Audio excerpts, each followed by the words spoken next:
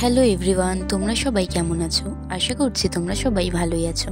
এই বছরের শুরুটা বেশ ভালোভাবেই কেটেছে।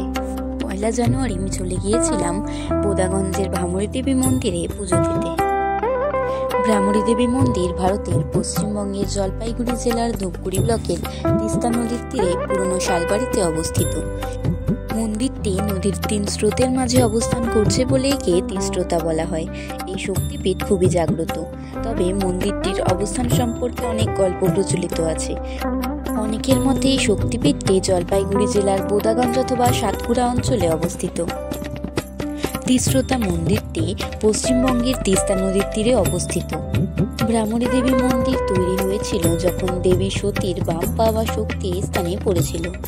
ভ্রামরী দেবী মন্দিরের অপর নাম তিস্রোতা মন্দির। শক্তি এবং শক্তির দেবী আদি শক্তির অন্যতম রূপ। দেবী ভ্রামরী নামেও পরিচিত। যেহেতু এটি একটি শক্তিপীঠ, বহু শতাব্দী আগেই গঠিত, তাই মন্দিরের সৃষ্টির সুনির্দিষ্ট তারিখ এখনো আবিষ্কৃত হয়নি। ভ্রামরী দেবী মন্দিরটি দেবী সতীর অন্তর্গত 51টি শক্তিপীঠের মধ্যে অন্যতম।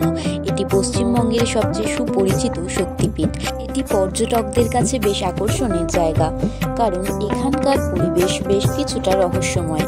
এই ধরুন গা ছমছম করা পরিবেশ, ঘন বন জঙ্গল, এরূপ পরিবেশ কম বেশি সবার বেশ ভালোই লাগে। রহস্যময় ঐতিহাসিক জায়গায় রয়েছে অলৌকিকভাবে বেড়ে ওঠা জোড়া বটগাছ। প্রায় রোজই এই জায়গায় সকাল থেকে ভক্তদের আগমন ঘটে। অনেকে বলেন বেশ জাগ্রত এই মন্দির, যার কৃপায় বহু বিপদ থেকে রক্ষা পাওয়া যায়। এই মন্দিরে গেলে মায়ের দর্শনের পর মন যেন শান্তিতে ভরে ওঠে। যারা এই মন্দির দর্শন করেনি তারা শীঘ্রই একবার ঘুরে এসো।